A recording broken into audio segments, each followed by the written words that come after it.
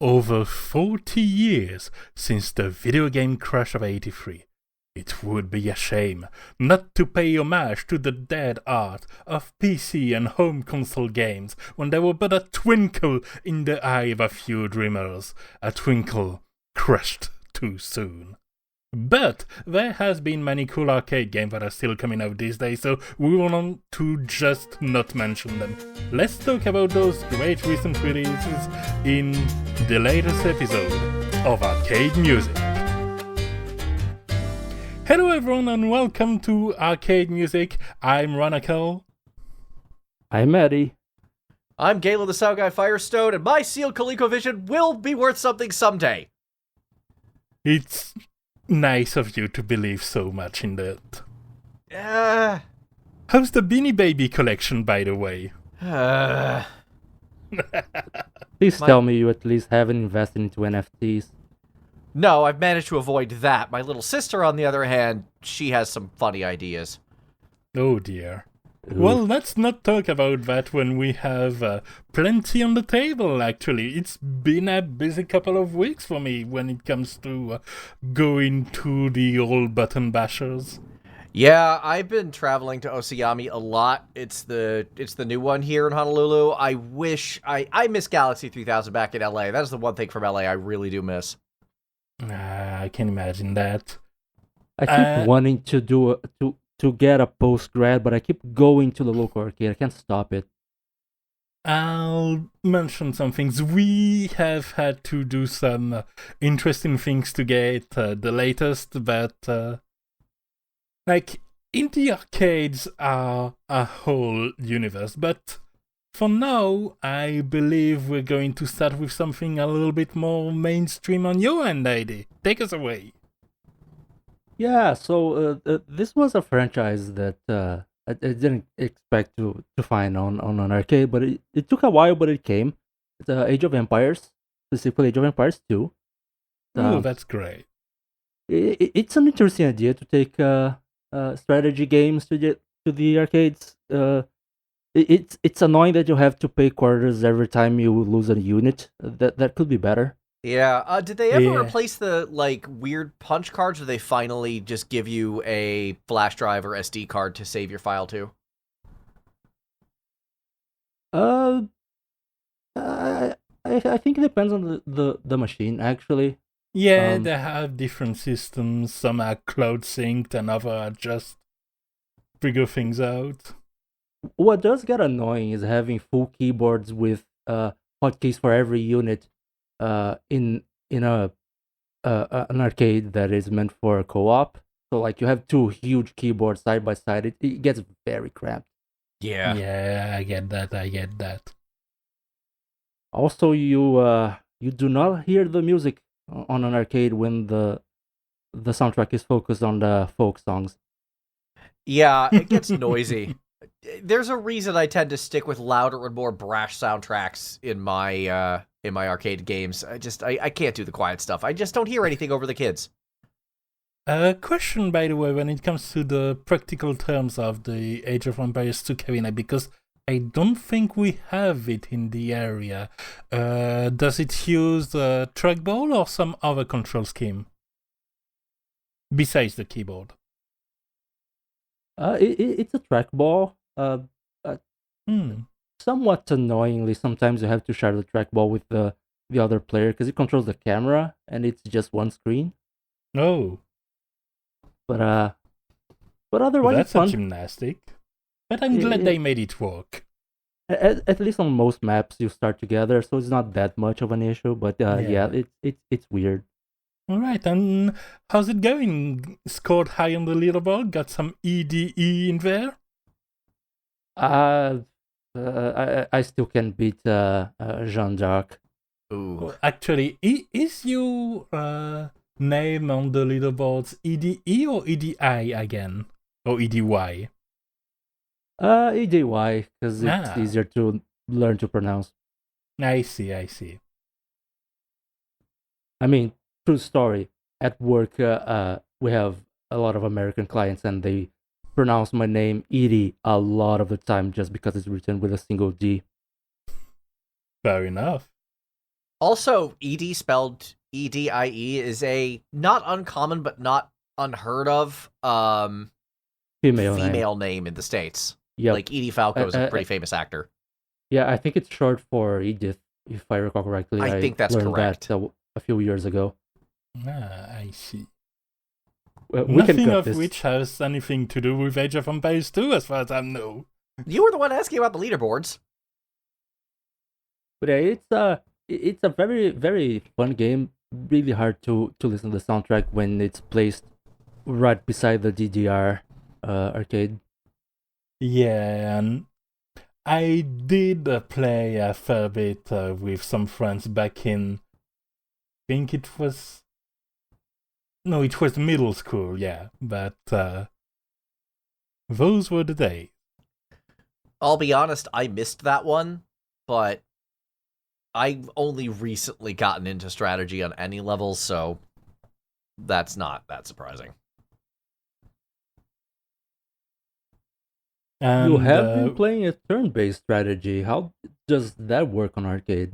Yeah, we've weirdly been playing it, in fact, at Galen. Yeah, so we were talking about saving before. This is one of those that's really cool. Paradox actually has cloud saving, so I could just log into my account and it'll just keep up where I left off, which is super exactly. Good. And like, I have a theory, if you'll allow me to put my tinfoil hat a moment. Please.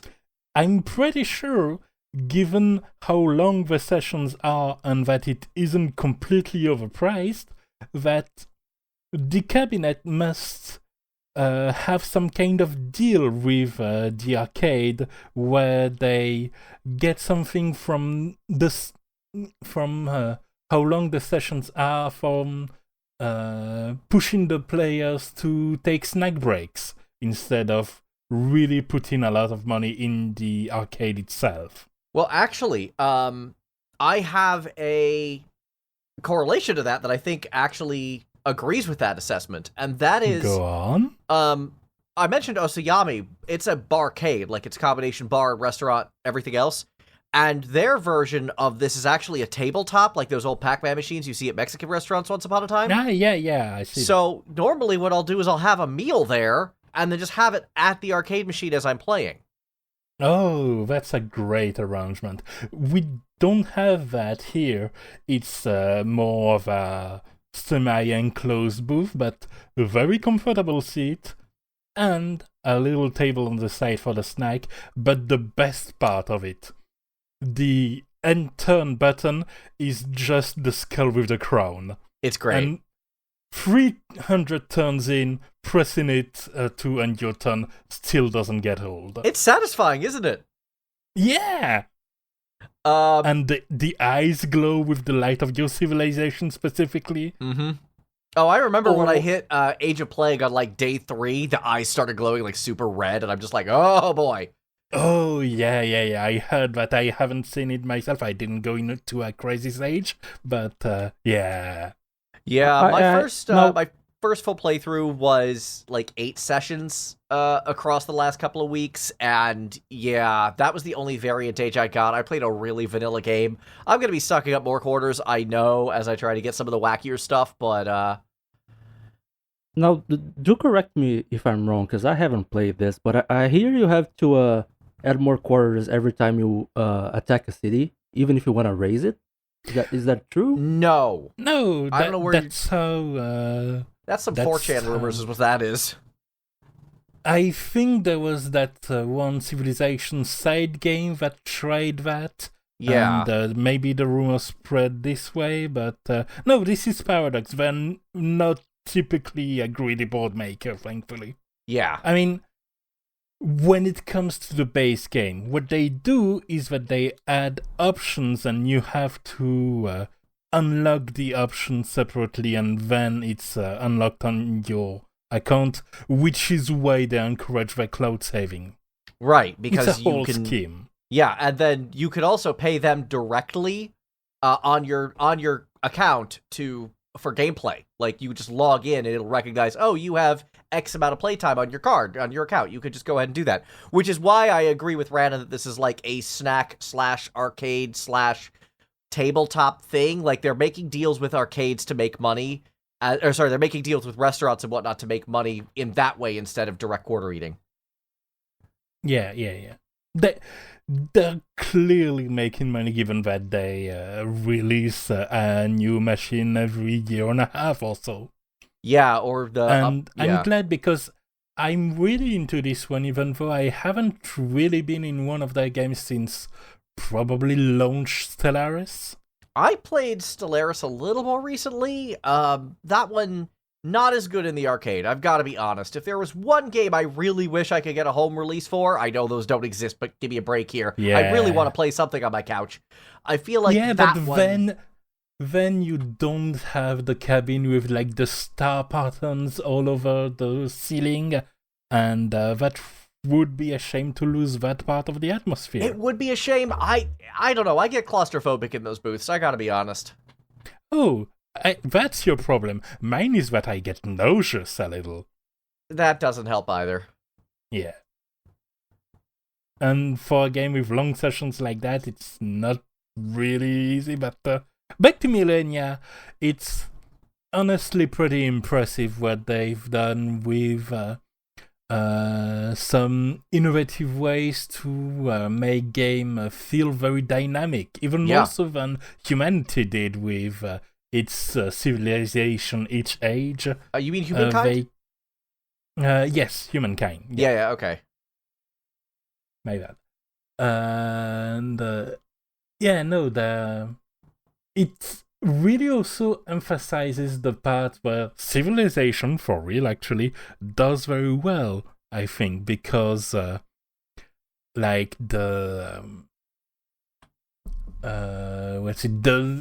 diplomacy with the more personable civilization that have actual faces instead of not just a flag. This is really a strong point of the game that Millennia does not have. No, it's the UI when it comes to any other faction is very dry. Yeah. Now, but I'd rather have a game that plays to its strength, that one that tries to do a little bit of everything and doesn't really has its own footing. Now, I need to call Eddie out here because I want to talk about my specific gameplay experience. And while I'm at it, talk about the AI for a moment. I need to call Eddie out just a little bit here because for the last, several gameplay sessions, I've been running, behind Brazil, basically for everything. And then Brazil tries to trigger a space age to try to leave the planet. And so I just pivot my entire economy, which, boy, that was a thing. And I actually managed to beat Brazil to space despite them being the ones to call this out, which does kind of make me feel a little bad about the AI. They're the ones that started this, but they weren't able to actually pivot their economy. I don't think really anybody is, because I was also at the same time at war with the Zulu, and they were still fielding amongst their modern units, catapults, and Spartans. And I'm just like, they aren't disbanding or dismissing any of their things, and they're upgrading, but they're not really changing anything. So anything that's locked in, it stays locked in. I mean, we know Paradox likes to be very historically accurate, and Brazil did win the space race against the US, so, I mean, they didn't win against me. That's the problem. Not even close. I was so far behind them, and I still managed to clock a win. I don't know how close they were. That's another thing that I kind of prefer Civilization for, and that is, they will tell you if someone's close to a win. They'll tell you how far someone is on a space project, or how far someone is on a diplomacy win. And Millennia not doesn't necessarily do that. everything at the start, in part to not overwhelm you with information, but that's why the spy system is there. Mm-hmm. And there's not that there. No. But, again, it's fun to discover things, and it's a game that really pushes you. Once you're done with a game, you're like, okay, what am I doing for the next game? And that's a good sign. Yeah, and honestly, it makes for a great family night. I can take my sister to the arcade. She's over on the DDR machines. I'm on this thing. We're having some great food. We're sharing some hayashi rice. We go home happy. So there's one thing I'll give this game, is that it makes for a really good, like, go out to the arcade, restaurant, family night type of situation. So I'm big on that. Yeah. The mental image is lovely. Alright. Now then, back to you, Eddie. You've been playing another game, haven't you? Yeah, so something completely different and entirely unrelated to what we've spoken about so far. I've been playing some Age of Empires 2 Definitive Edition Return of Rome Super Turbo Championship Edition. Oh, okay, Yeah. cool. Yeah, that's exactly the same. Is this game made by Capcom? Yeah, I think they struck a deal or something. Yeah, I sounds don't right. know. Yeah, I like to call this one just Age of Empires Return of Rome. It's shorter. To be fair, I believe your main local arcade is co-branded by Microsoft, so that explains their strong presence there.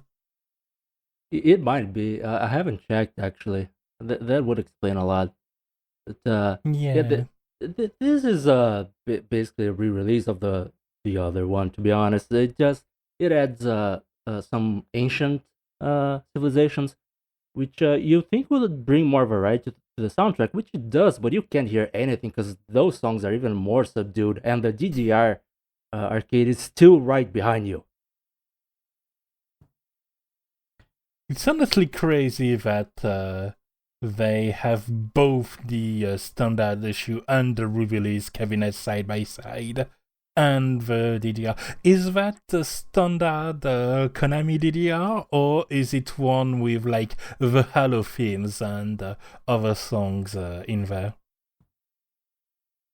I think it's one released in collaboration with Bungie, which has some themes from Destiny.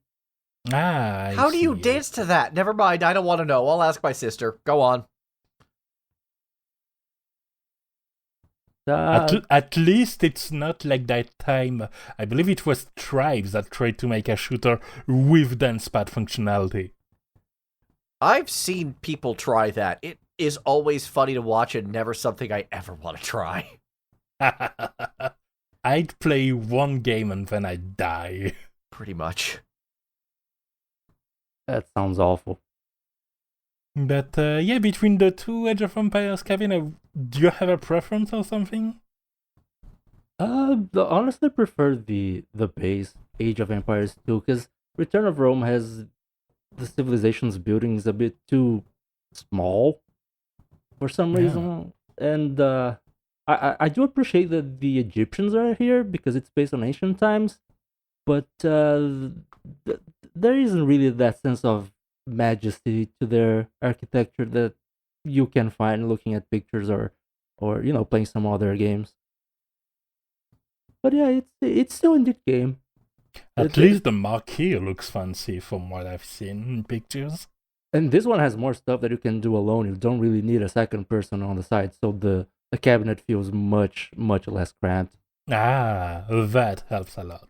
Yeah, it was Red Alert 3 did the same with Uprising, which was the release, but didn't really go for 2-player or 4-player LAN option. Ah.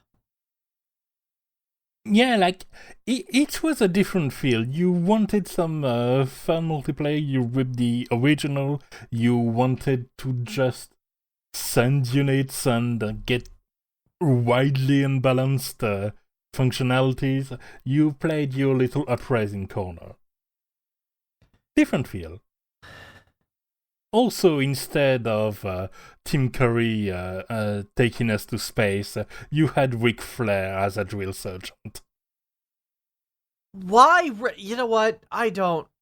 What is EA doing? Okay. Don't worry about it. I won't. Woo, or something. Speaking of games that have a tight relationship with pro wrestlers, and I am very proud of my transition. Good job. Thank you. Let's talk about the game that's probably made me the angriest over the last year. Huh. You guys, I tell this story damn near every week, it seems like. Growing up, Final Fight, Simpsons, all of that. All of my beat-em-up experience. I love beat-em-ups. Loved beat-em-ups since I was a kid. No news there. So the Like a Dragon series has always been good for that, because they've been pretty much universally beat-em-ups. Yeah, exactly. Why would they beat slow 'em them? ups with a bit of RPG thrown in? Yeah. Instead, now they've just gone full RPG, and that just makes me sad inside, but I'm still, like, too with the franchise to really work with it. But at the same time, like, remember when Sega used to put out arcade cabs like Crazy Taxi that were, like, fun and fast-paced and had all this energy? And now in this one, we have a chance to punch a shark, and instead of punching a shark, I'm just hitting menus. I mean, I do have a fondness for RPGs, but at the same time, I understand what you mean. Like, I have a fondness for RPGs, for some too. of the scenes, like, I had the same issue, especially with the Liu Mong restaurant on the first Like a Dragon, the 7 Yakuza, if you will. And this one, yeah, it definitely tries to pay lip service to the action part, especially with that one fight. Yeah, where but that you one, have to go I know action. Yeah, but the problem with that one was it's just a really truncated version of the thing I actually want to play, so I found myself reaching for buttons on the thing that weren't actually there. Yes. It's like, oh, I can't Tiger Drop because the stance button doesn't actually exist. I'm hitting blank on space on the board.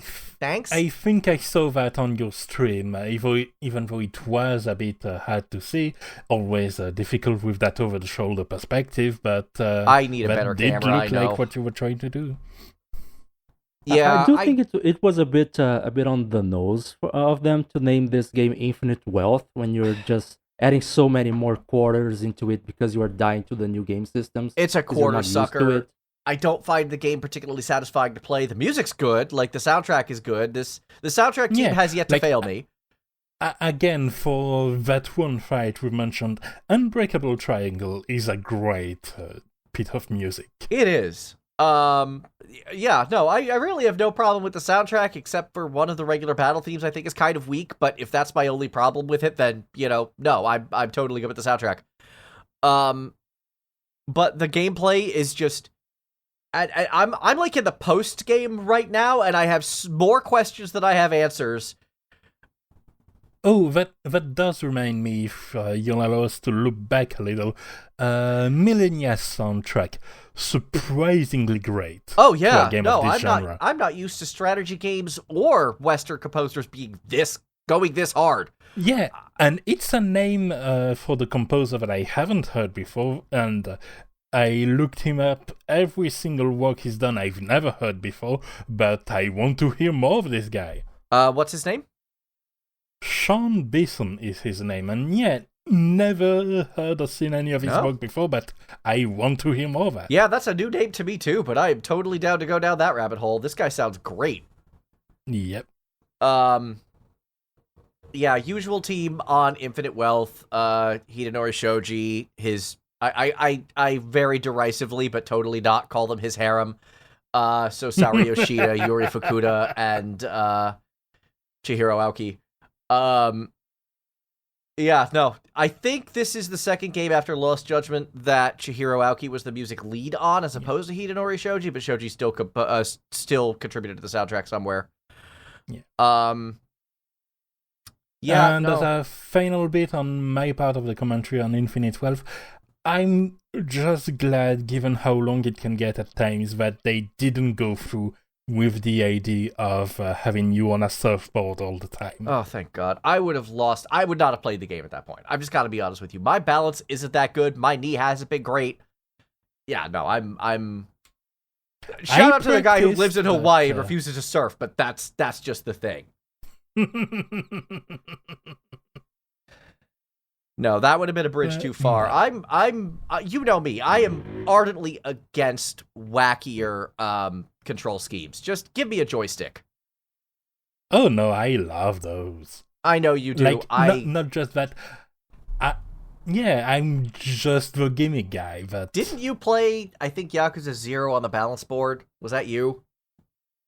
Yeah, the balance board and the light gun.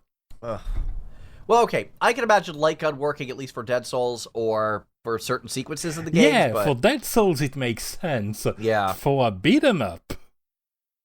Yeah, that really is a wacky one. That's like, okay, cool. But let me tell you, when you pull the trigger just on time for a tiger drop, no feeling like it. I can imagine that.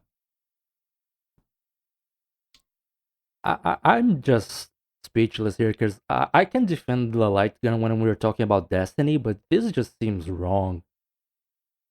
You have to play to understand it. I think I'm okay not doing that, to be perfectly honest with you. I think I'm just going to stick with my joystick like the old normie I am, who would rather play video games than just be battered over the head with weird control schemes. Okay, but that sends us perfectly to our next point, and the next game we're going to cover, which is Slice and Dice. And if it was a bigger board with a budget behind it, a bigger cabinet, I can just picture it having the physical dice. You can throw it on the tray and the dice are connected to the board and they light up and change the color of their faces depending on your results, and then you attribute them by moving the dice physically. This would be so cool.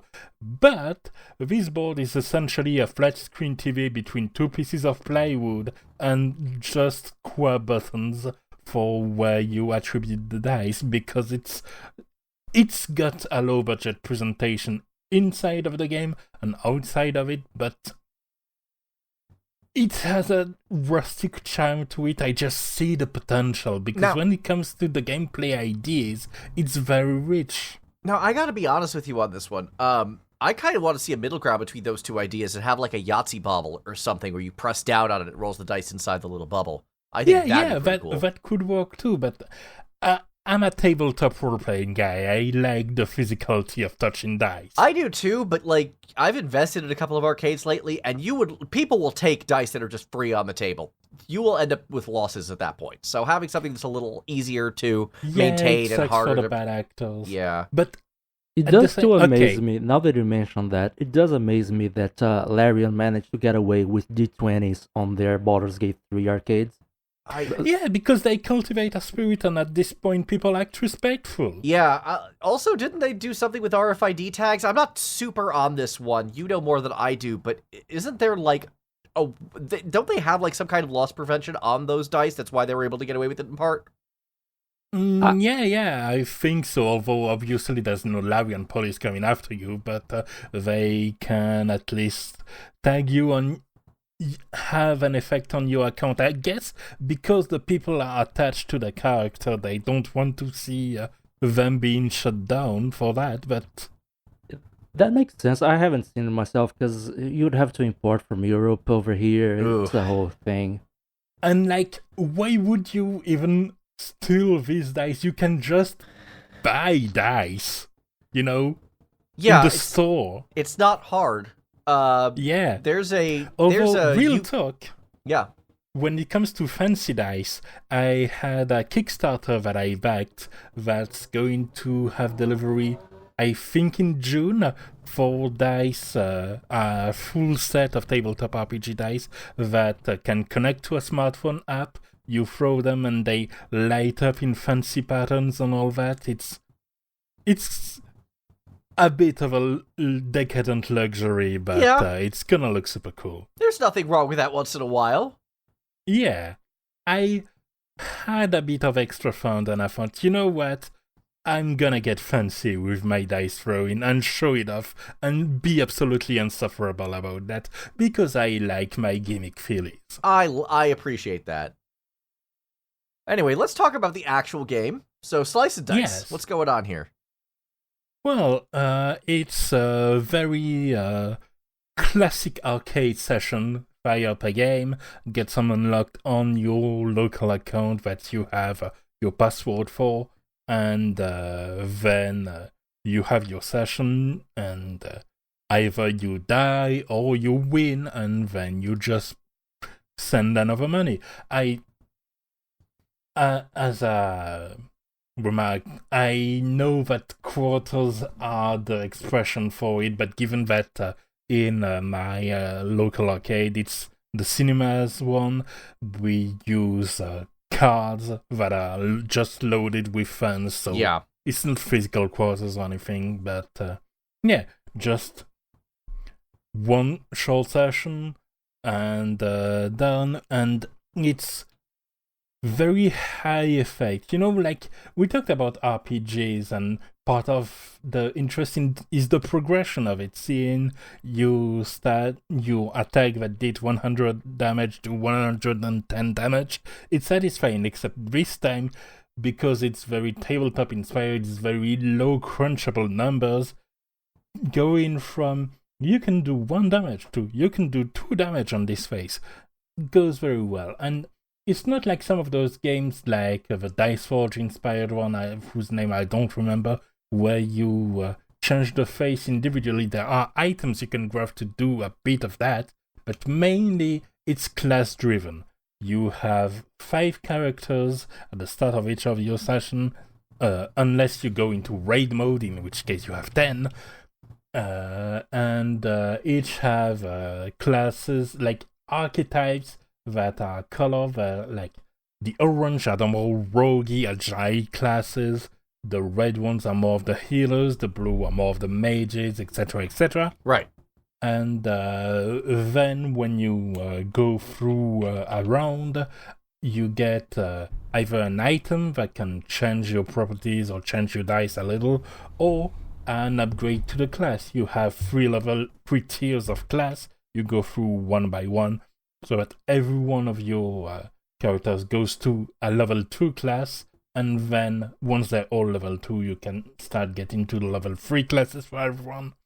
And the effects get fancy, and you have to work through what you have when it comes to the synergy, because you have only 2 choices for who to upgrade, or if none of the 2 choices satisfy you, you can pick a third option which you can't see.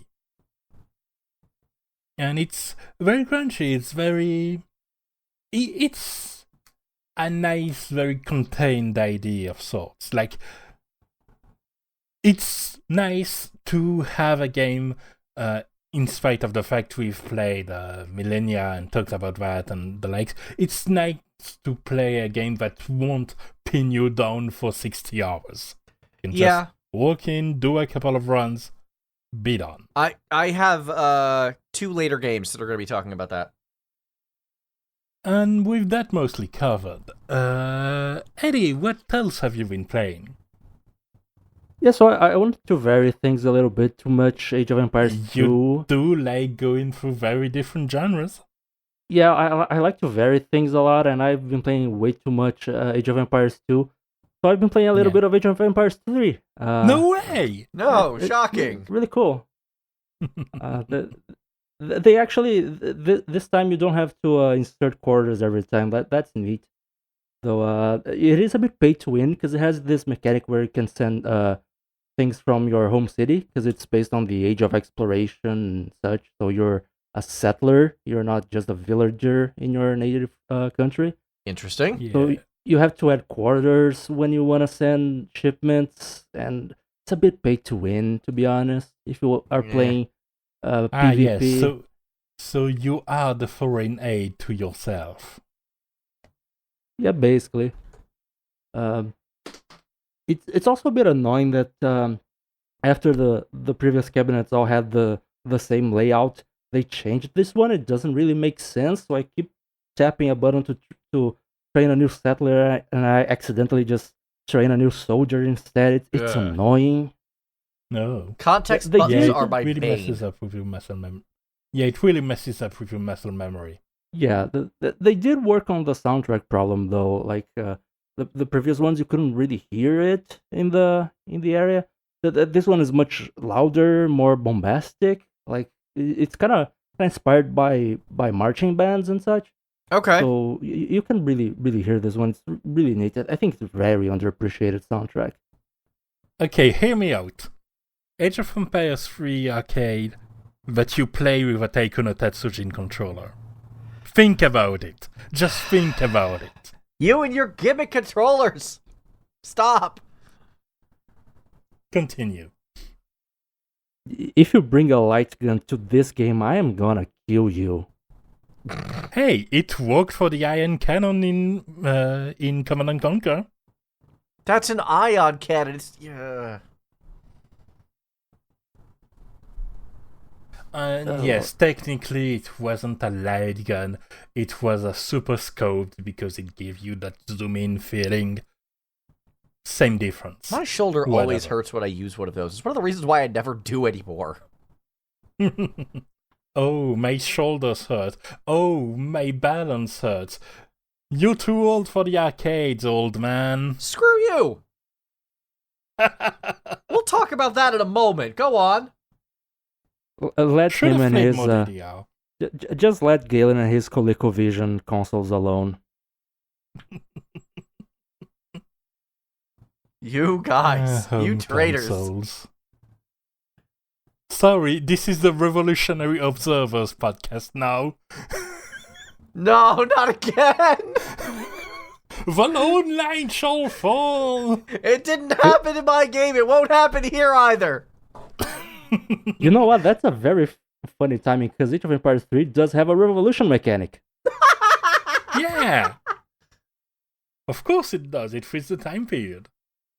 Yes, like, you can play as the Portuguese, and instead of advancing to age 5 at the end, you just have a revolution and start playing as Brazil. So how quickly did they get on the space race project in that game? The 1500s? I'm still a little salty, I'll be honest. You know, it's funny you say 1500s, because Brazil was discovered by the Portuguese exactly on 1500. Nice. So, nice shot there. That was a total, that was a total guess, but it worked out. Cool. It's one of the few dates I can remember from our history because it's very round, just exactly 1500. Age of Empires 3, you really don't need like too much time to get your economy running, so it's much more combat focused. Which it does, I guess, kind of make the new keyboard make a little bit more sense since there's more military units, but it's the only one that's like that. Why? Yeah, it just was in that period where RTSs were trying to find themselves back, and Dawn of War did a thing that kind of worked, and so others were like, we can probably do something that's more unit focused than economy focused, and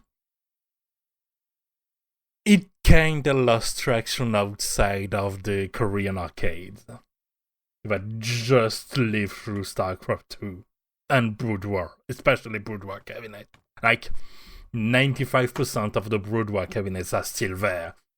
I mean, as the legend goes, apparently Age of Empires 3 was originally meant to be a spin-off that they then turned into Age of Empires 3 officially. Yeah, I can see that. Kinda civilization and colonization Sorry, situation. You mentioned Brood Wars real quick, and my brain just went back to when my big brother decided he was going to try out for an A-sports team, and I'm just like, what are you doing, man?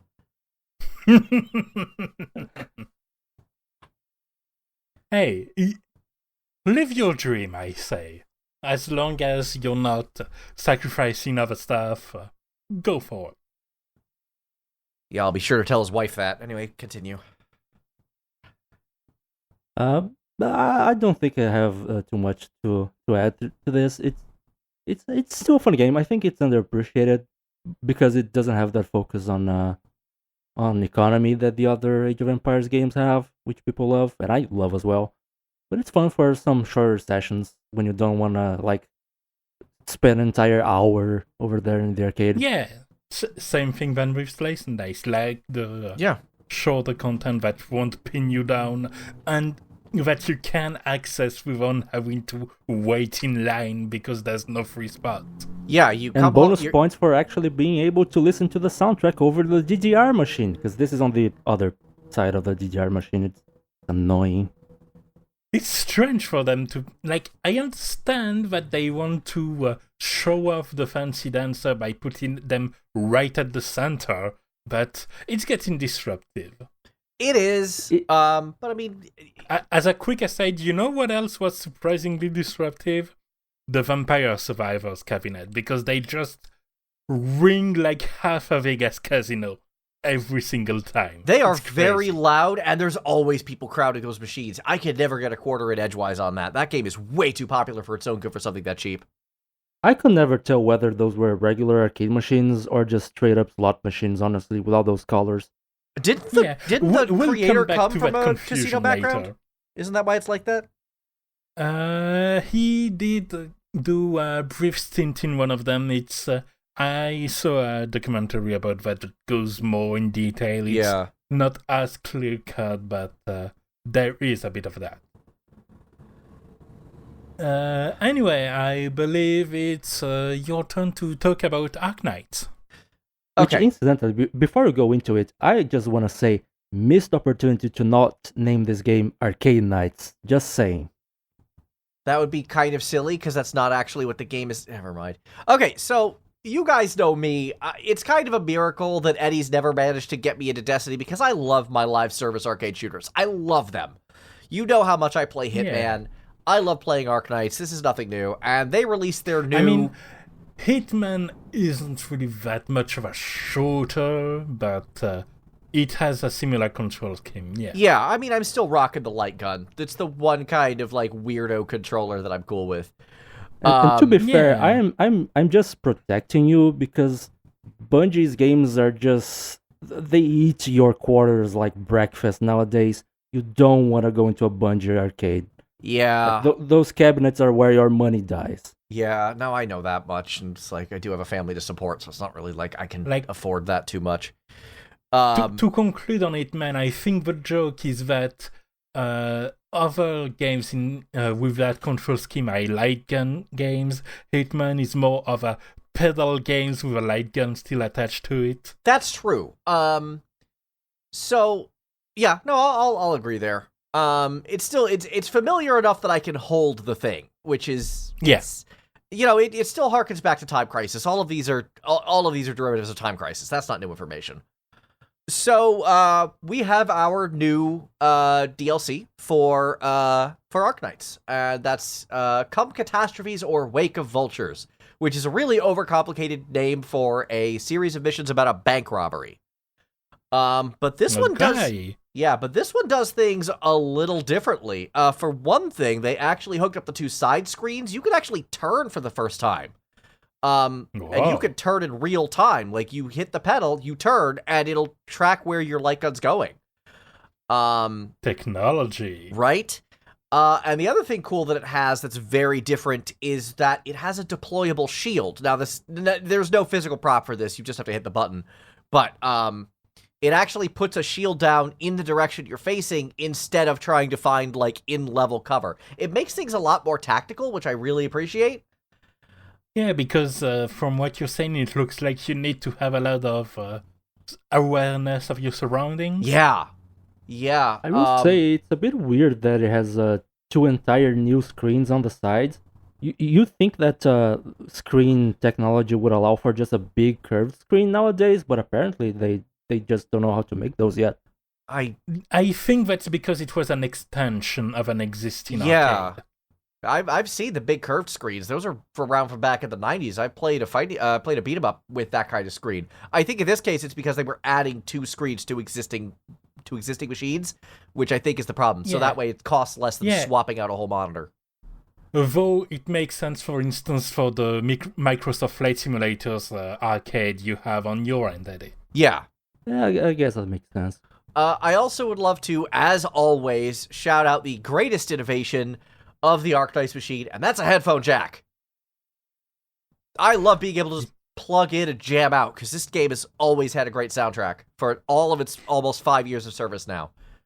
Yeah, and they're removing more and more of those jacks, but I'm glad they're still living on in games like that. Yeah, a lot of them are going Bluetooth, which I think kind of makes sense, but at the same time, like, I like the analog. It's a neat new fancy technology, but I can't stand looking at those Apple arcades with no jacks, man. They just look weird. And, like, don't get me wrong, I get that if you have the headphones just attached to the cabinet, you're gonna have grody headphones every time for those arcades that don't have speakers, but I mean, I just bring my own. again, I just bring my it's own the headphones. physicality of it all. Yeah. Anyway, so this event, let me tell you, this boss is kind of awful at the end of this thing. This guy is extra tanky, and he hits really hard. So you've got to be really on the ball when it comes to engaging him. There are, like, stage hazards that affect him as well, which I think is their intended mechanic. Do they still have that mechanic where they let you retry for free? For discount, yes. Not for free. Ah, okay, discount, that's what it was. Yeah. The sanity mechanic, like. Yeah, so you put in 20 and you get 19 back if you fail. Okay. So, basically a full refund. Almost, yeah. But still enough to stock up your quarters if you're not careful. I know we keep calling it quarters. In this case, it's a token mechanic, blah, blah, blah, Yeah, blah, no, blah. that's fair, that's fair. But so you guys, you know me, I'm a completionist. So, like always in the Arknights events, the second to last and last stage are basically the same stage, but the last stage has additional problems. For the second, or additional difficulty. For the second to last stage, however, there's the special objective that's only for the second to last stage. If I want to see that GF on the leaderboard, I've got to do that objective. And let me tell you, that took me like an hour and a half this morning to get that special objective. Beating the stage normally, not that bad. Getting the special objective, holy crap. But by the time I actually did it, the final stage went down in one shot. It was too easy because I was so familiar. Like, the added difficulty isn't added enemies, it's just added jank, really. And by the time I'd gotten there, I'd gotten so jacked in on a viable strategy for it that I just one-shot the final stage. Oh, satisfying. Oh, yeah. No, it was great. I'm like, wow, I'm so practiced on this because of level 8 non-challenge that when I get to 8 challenge, it was like nothing. It was very funny. That special objective was a beast, now that you brought up you being a completionist. I do have a question for you. What's up? Do you have the top score on every SMT and Persona machine near you? Oh, on every SMT and Persona machine? I have to technically answer no here because I never actually got back to to Soul Hackers 2. So, excluding that one, yes, but other than that machine, but if we are counting that machine, I haven't finished that one yet. I gotta go back to it, so. Honestly, that was probably the best one to miss because of the hack the online leaderboards had, ironically.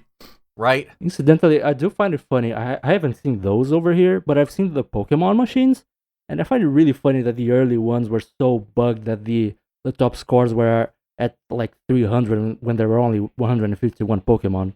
Yeah, let me tell you, I am angry at Nintendo for a whole lot of reasons. You guys know me. I try to be that couch gamer, right?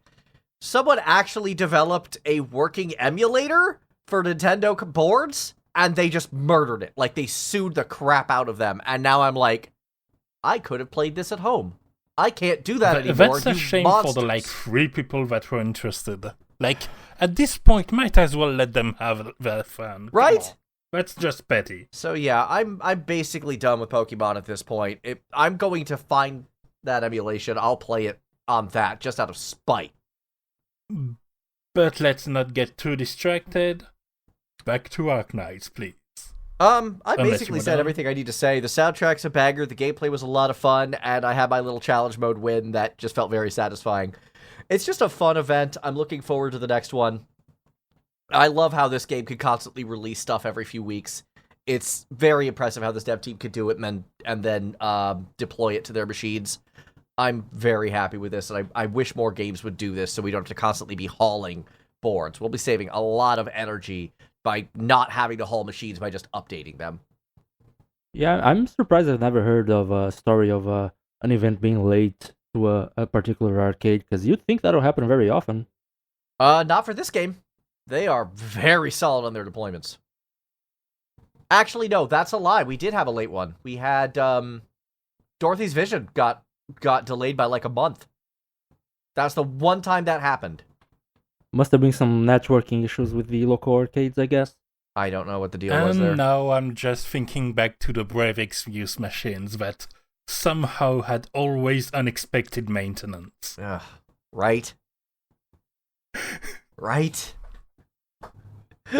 Don't talk to me about unexpected maintenance, man. I tried playing Diablo 3 at launch. Incredible. There was a queue on that arcade and no one could log in, man. It was weird. Error 17 it was, I think. I think it was something like that. 13, 17, something. Something like that. Anyway, I'll just give a quick rapid-fire round of games I've already mentioned before and that I'm still playing, or in one case a release that should be short enough and that I haven't played enough to go much deeper into it. But Unicorn Overlord, still the most gorgeous physical cabinet that exists. I want one of those for my house. I would actually, if I could figure out a way to fit one in my home, I would do it. Why does it have to be on your home? Why can't it be accessed to by everyone else? That'd be nice, Yes. but that's not the way the world works, and you know it. Anyway, that cabinet is still gorgeous, and it's almost to a detriment to the fact that the game within is still incredible. It has some old school sensitivities brimming through it that just are full of charms, and they would have replaced the joystick with a unicorn horn if there weren't safety concern with someone gouging their eye out. Yeah. Oh no, I'm still angry that I have never actually played Dragon's Crown. I have not actually played that from the same company. It just Honestly, bombarding hordes of enemies as a flying dwarf was peak. I agree. Yeah. Yeah. You know me, I'm the beat 'em up guy, and somehow I've not managed to play this one just because of their deployment strategy, so I'm a little sad on that. Speaking of beat 'em up, Holo Break, I managed to get my hands on it briefly. Really? Yeah, it's indie, and it was a machine that didn't even take any quartering on anything, even though it seems made for it system-wise. But no, what we had to do was I have this anime manga library that also, because it's clearly a den of weebs, have a bit of a VTuber subsection in it, and I had to play context and kind of pool a sufficient number of people, and at this point there's I think we have 2 tracks in France that have the machines for this extreme indie title, and we had it at launch. And it's hard. It would be a quarter muncher if it just took your money, but it doesn't. I would like to say, you guys know me. I'm not exactly the guy who plays devil's advocate all the time. That's not my jam. But I will defend Galen on this one. If we could have games on consoles or PCs, it would be easier to get into indie stuff. But it's so hard to get in indie games nowadays. Yeah, I don't even know where to find. Hawaii is so bad in the indie scene when it comes to arcades. Trying to even find a Holo Break. You have to get in your community. What community? Okay. Yeah, no. If I can have a local here in Strasbourg, I'm sure there's one you're overlooking on. The only one I can think of is the Hawaii Pacific University A-Sports Lounge, but the problem with that one is I don't work for HPU, I work for UH. That's the other one. So there's that whole rivalry thing. They may not even let me in the door. Well, maybe you should have picked better nerds then. Or maybe I should have picked a job that still pays me. That's what I'm doing. I'd like to be able to afford to go to the arcade once in a while. You've made your choices. I did, but it also means I don't have great access to indie stuff. But this does remind me, sorry, this is going to sound like an aside until I get back to it. So remember that one barcade I went to in New York that had the, that really terrible one that only had 4 machines? One of them was the old Simpsons game. I didn't realize just how much of a quarter eater that game actually was until I played it again as an adult. No wonder my mom never let me wanted to play that one. It's ruthless. It is ruthless. And so seeing something like this where they don't even take your quarters is really heartwarming because, as you said, they could absolutely annihilate them if they wanted to. Exactly, but it's just a passion project. Like, if you told me he just drilled the side panels himself, I'd believe it. I agree. Yeah, 100%. But actually, I think it's a special kind of contract they have with Cover Corp, the company behind Hololive, where they have this new kind of agreement that lets them do things like that and use talent voices in the game, and it's pretty cool. Are actual, like, the actual VTubers in the game now? Yeah, like you have their voices in there. Oh, that's actually really... For a free indie project that no one can find, there's an awful lot of love and work going into this. I really want to play this now. But the coolest thing, and I've told you that, it's the post screen. You've said this, and I'm looking... Let me track it down first. I'll have to describe it. No, don't. Leave me in surprise, please. Okay, new plan. I'll describe it for the episode, but you cut off your headphones for like 1 minute. I'll send a signal in the Discord channel when I'm done describing it. Headphones are coming off. All right.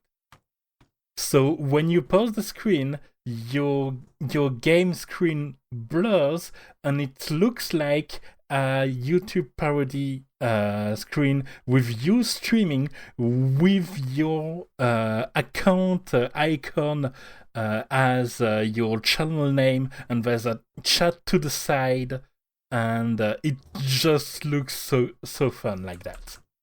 Yeah, I was focused on the production order channel, so I see something pop up in Music Arcade, and I'm like, that's probably a go time. Yeah.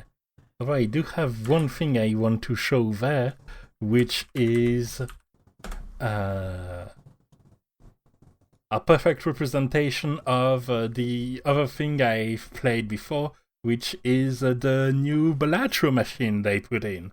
Because where, as it turns Monaco? out, how do you, a French guy, even get to a poker game?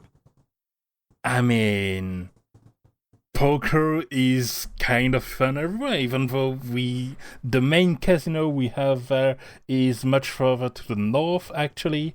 So no, I don't go to Monaco to get there. That would be for the high stakes thing.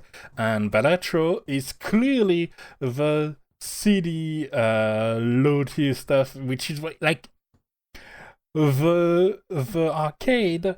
The Balatro arcade have only been around for like a month. They are used in a way that looks like they've been there for 7 years in a room full of chain smokers. Yeah. It's crazy. The buttons are like, you know that thing when the acrylic starts yellowing and then browning? Yeah, it's already in the browning phase. Oh, wow. I mean, I'm impressed that they're able to do that. But at the same time, like, that just makes my skin crawl to see that. Like, I guess if it's fake, it wouldn't be as bad because it's not actual grime. It's just, artistic fake grime, but still, like, ew. Yeah, but no, it's just what it brings to that. So they had to replace that, and I think the new setup looks good. It's another indie arcade, though. How do you get those? I'm so jealous of Rena. We have a strong scene around there. We have the local cinema that has an inexplicably good selection right next to there for the older stuff. There's the bowling alley. Of course, it's the bowling alley. And that's without even going to the biggest city around. Lucky you. It's just a web community that manages to maintain rooms open. I mean, where else are you gonna play video games? Your phone? Good luck on joining Snake 2, I guess. Right? No, my phone cannot handle, like, the most remote arcade game. Maybe one day. My I had a phone has dream nice once about my phone calculator. being able to run a Grand Theft Auto game, and I'm just like, there's no way. That's not how technology works. I mean, my phone has a nice calculator. I like it. I mean, that's good, Helps a You math class. can't even put quarters in your phone. Yes, I know, that's not how it works. Yeah. Joke. We We're got in the it. joke. Anyway, as a last part of the quickfire round, of course, there's the Hoyoverse corner that's still around, still playing some Genshin Impact.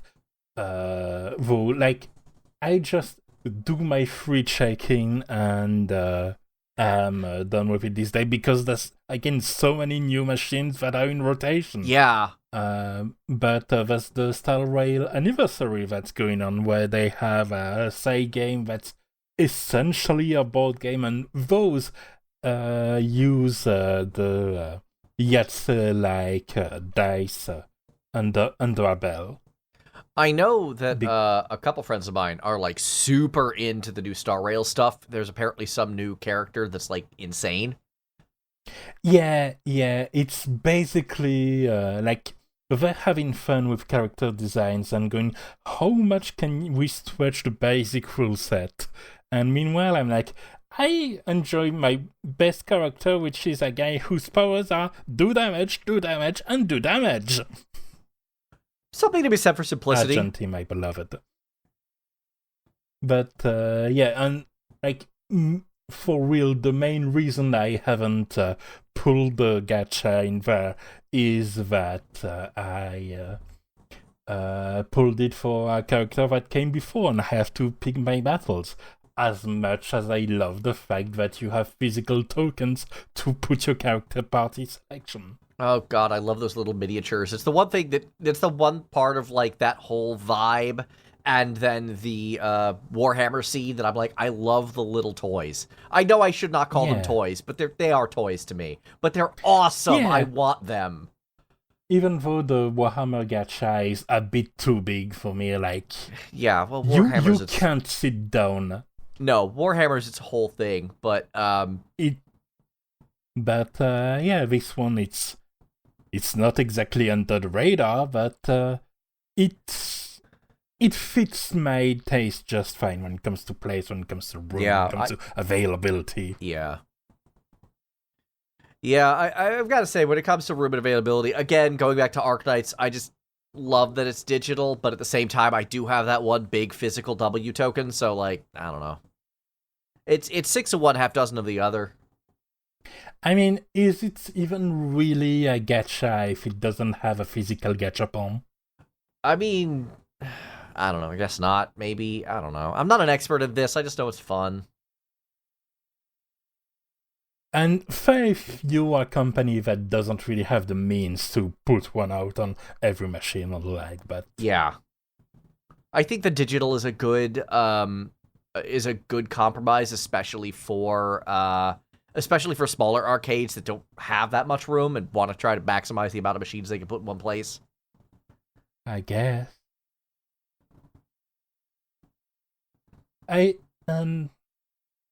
mean, I guess that just following the footsteps of, we've talked about them, Nintendo, when they made that buttload of money turning Smash Bros. Into physical gachas with those amiibos. Oh, Nintendo. Oh, Nintendo.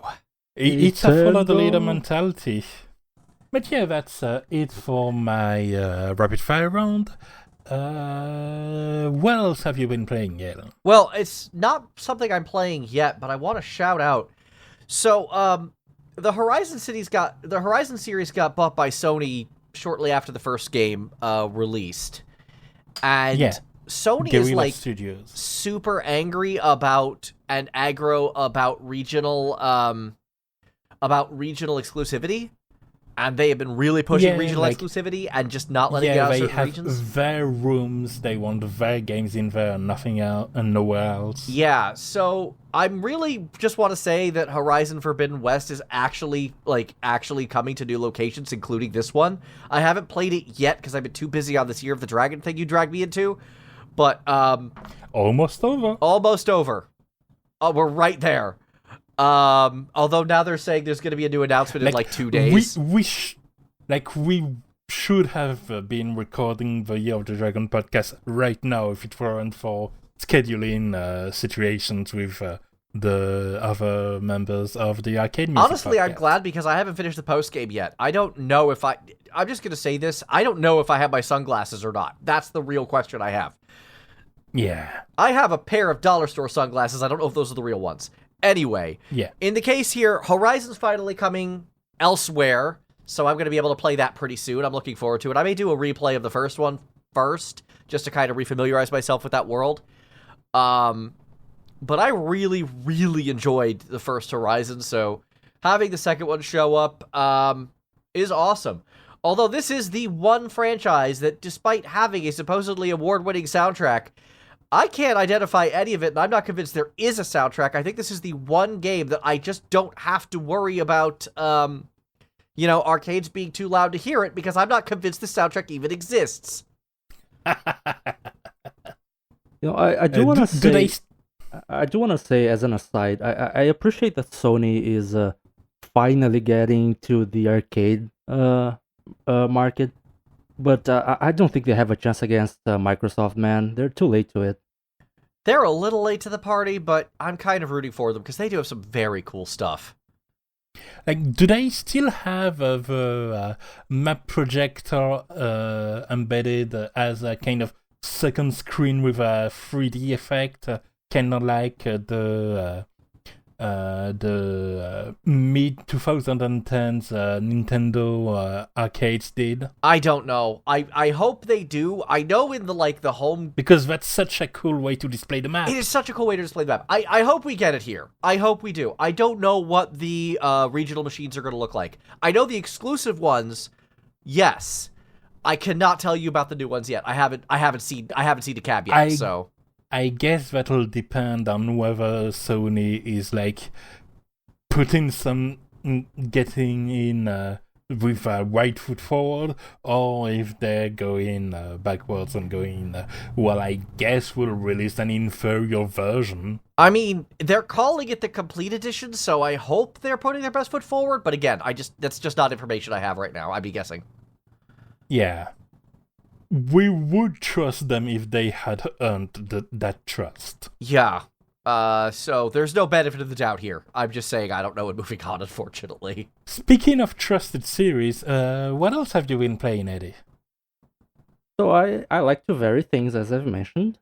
So I've been trying something new, actually. Something different. Something more... Is it Age of Mythology? No, I've actually been playing Age of Empires 4. Yep. There it is. Really? It's a neat new game. They went back in time a little bit. Comparatively new.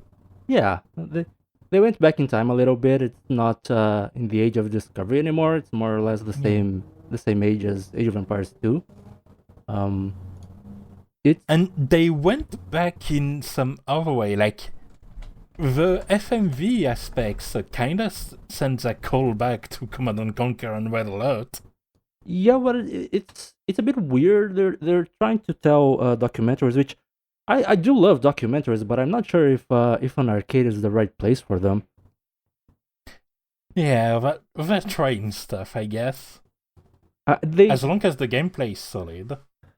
It is really fun, and they did go back on another thing. They're back to the old keyboard style, so I can use my muscle memory from Age of Empires 2 in Age of Empires 4 just fine. So that's cool.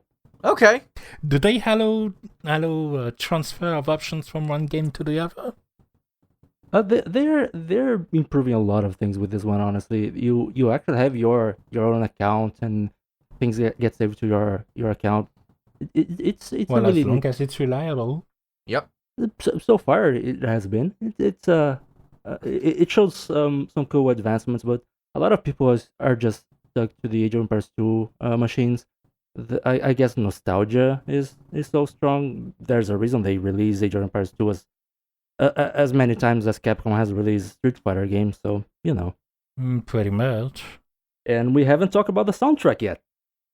So, I mentioned Age of Empires 2 and the first one that got re-released as Return of the whole thing was very very folky, hard to hear in the arcades. Especially over the DDR machines. Yeah, that was I don't know what's going on with that placement. Age of Empires 3 was more marching band, so lots of brass. It's louder. It's easier to get. What I don't understand is like, I get that they needed to make their machines louder, especially since Vampire Survivor's been out already. Right. They need to have the machine louder, but I don't agree with the Eurobeat remix of the soundtrack. I mean, if at least it still had the single player only cheat code option that lets you put cars in your medieval strategy game, that would justify the whole drifting things, but is it still there? I can't remember if cars are there, but those cheats are there. There are some absurd things. Okay. Still putting that in the main game, yeah, that's a take. I like it. It's interesting. It's an interesting play. I'm not sure I like it because you know me and my weird control schemes, but it's intriguing. It's innovative. I just think that playing What Is Love by Hathaway as the end credits theme for the campaigns was a weird touch. That's a weird choice. Yet what is love? I mean, it just sends me back to so many fond memories of playing Age of Empires 2 on LAN PC on... Wait. What's happening? Something's wrong! What's happening? What is this world? Ah! Hello everyone, I'm Galo the Sound Guy Firestone. Welcome to the newest episode of Music Arcade. So here's a couple of things that we should note about today's travel into an alternate universe, where the arcade still ruled. Quite a bit of those stories that I told, at least, were true but recontextualized. Of course. The mechanics that I talked about, turning and the portable shield in Arknights, those are literally the things that the new banner unit, Jessica the Liberated, who sadly I didn't get, those are things she can do. That's actually her kind of unique thing. Oh, I'm certain that was a thing. Yeah. Additionally, the story about me getting the trimmed metal in the second to last stage was absolutely true. Like, that was something that happened right before recording, and that was a whole bunch of finickiness. And then I go on to 8cm, and I nail it in one shot, which is great. Yeah. So same here when I mentioned the part about connected dice that were about to come in. That's actually a thing. Oh, I figured that. Way you described that, I'm like, that sounds exactly like something that exists on Kickstarter and that you would buy. That's 100% true. Yep. Yeah, on my end, of course, everything that I said mentioning corridors is fictional. Obviously. And the only main thing that I made up was the Age of Empires soundtrack, Age of Empires 4 soundtrack, obviously. Yeah, Of course, they wouldn't play Eurobeats on Age of Empires. It'd be interesting.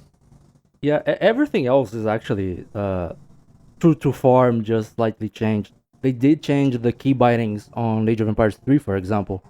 So in Age 1, 2, and 4, I know that I can create villagers by clicking on my town center and pressing Q. If I press Q on Age of Empires 3, when selecting the town center, I create emergency soldiers, basically, to protect your city. So what I mentioned about pressing a button and expecting villagers and just getting soldiers instead is literally what I've done a few times. Yeah. Oh, yeah. And then we talked about Infinite Wealth and that one battle that's in real time. I was trying to actively do the battle system in that game, and it just wasn't happening. The buttons were all wrong. It was just weird. So instead of hitting blank board, I'm like holding right bumper to try to get into a combat stance to Tiger Drop, and it just was not going on. As an aside, I was looking because I typed just to be sure if there was a Eurobeat remix of any Age of Empire theme, and I haven't found anything, but I just stumbled mid-episode recording on something that I'm going to post on the Music Arcade channel that just looks very cool. Oh, that just that looks funny. amazing. I'm gonna definitely check that out after the show. Oh yeah. Yeah, I think the 25th was like a month ago. No, okay, last year. Wow. Yeah. They did a 35th celebration more recently. But yeah. Incidentally, funny thing, you asked about Age of Mythology. The main reason I'm not playing Age of Mythology is because the one version available on Steam is pretty bad, and they are releasing Age of Mythology Retold later this year. Yeah. Oh, they did the thing where they delist the older version. I hate that. Oh no! They aren't doing that. It's just that like the original version of Age of Mythology was never available on online stores, online storefronts. Same with Age of Empires 2. So when they released online, they released an HD edition. Except the Age of Mythology version was poorly optimized.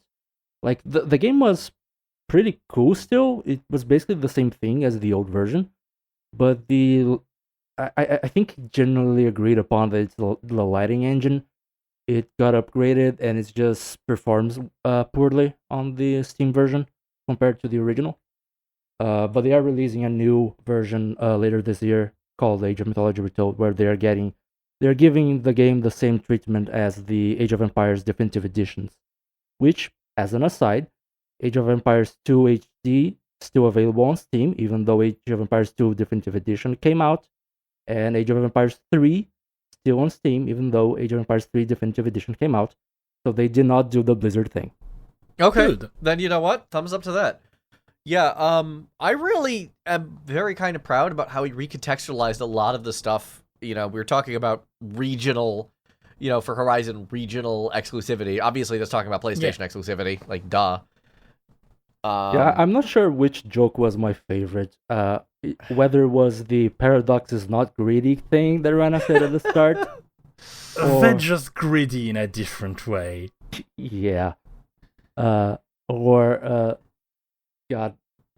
So there's so many jokes, actually. It's weird to choose one. I will say there was one frustrating thing, is that now that I've talked about it for a joke, I absolutely want the ability to plug to my PC a giant glow-up skull button. That would be nice. You could probably get that fabbed. I think that's something you can get 3D printed and fabbed up. Or just buy a light-up skull, those exist, and then hook it up to like a DIY kit to just make it a button. Something Arduino or Raspberry Pi, that's totally doable. You know what? I'm going to get a little bit more money in the coming months that I'm used to. I may consider that a project. I've ordered a xylophone before for a CDID. I can order a giant glow-up skull for a sillier idea. I think that's very worthwhile, to be perfectly honest with you. Out of the three of us, you probably are the one who has the better space to do a DIY project like that. I sure as hell cannot do that on my apartment complex. I still need to get around to get my Gundam assembled. So the other thing I want to address is that on our April Fool's episodes, the last two we've had Sam around to, as a fourth contestant, so to speak. She got busy, is all that happened here. So we had an episode planned that is still going to happen, just not today. Yeah. It's a format that was on the edge enough of being the weirder dimensions that it works as a normal episode as well. Yeah, so we're going to actually do that one sometime in the future. Hopefully the near future. I would like it if it's our next episode, but we will do this episode. So for now, we had to throw this together. And guys, for an episode we threw together out of nowhere, this was incredibly cohesive. Well done. For what is essentially a long form now playing with a bunch of improv. I'm very proud of us right now. Hey, look, when I'm spending some time in bed just staring at the ceiling, my brain's cooking. Yep. Honestly, I whenever I think about this episode in the future, I'll probably just think about how how we got here, with Rana tagging me on Discord and going, "So I have an idea. What games have you been playing?" Not much, just Age of Empires and Age of Empires and Age of Empires and Age of Empires. And Rana goes, "Okay, cool, that works." I'm like, Yeah. "What? That? Sorry, what?" No, that And was a what great it joke. did. It worked. I did enjoy the running gag of turns out that in this alternate universe, Microsoft is better at games than Sony. I mean, back in the PS3, Xbox 360 era, I could say that was actually pretty accurate, but they have not kept that up, obviously. All Halo Space Brazilian Overlord. The alternate world where we won the space race. That was a good improv. I enjoyed that. I had to try Yeah. to figure out a way to Like, that's not the kind of thing you can world build in advance. yeah. I mean, thank God it's a Paradox game. If it was any other publisher, I would have been in a pickle, because Paradox is known for being accurate to real history. If it was like Civilization, I'd be screwed, because we all know how Gandhi is portrayed there. Yeah, the nuclear Gandhi joke has come up on stream. Oh, yeah, it started as a joke. It became real, basically. Like, they deliberately, if I recall correctly, in the two most recent entries, Civ 5 and 6, they actually deliberately code him as being very pacifist. But if you get in a war with him, he will build nukes against you. Yeah, every basically time. the urban legend that it was a stack underflow is incorrect, but because the way India was designed in the first Civ, which was very, very technology and progression focused, meant that when threatened, he would have access to nuclear weapons, so there wasn't really a way to differentiate. Basically, it was a coding quirk and not so much a stack underflow or giant incorrectness, but then the image of Gandhi being nuke happy got so like mimetic, and everyone knew that about the game. That just became him in Civilization from then on. Exactly. That's a meme in the original sense of the word. Yes. No, good job, guys. Any game we think we didn't have an occasion to talk about them, to sneak in and talk about their music in a way that we wanted? Yeah, if we're talking music, I do want to go back into Age of Empires a little bit, 3 and 4 in particular. How's the Eurobeat remix? Yeah, right. The Hathaway composed soundtrack to Age of Empires 4.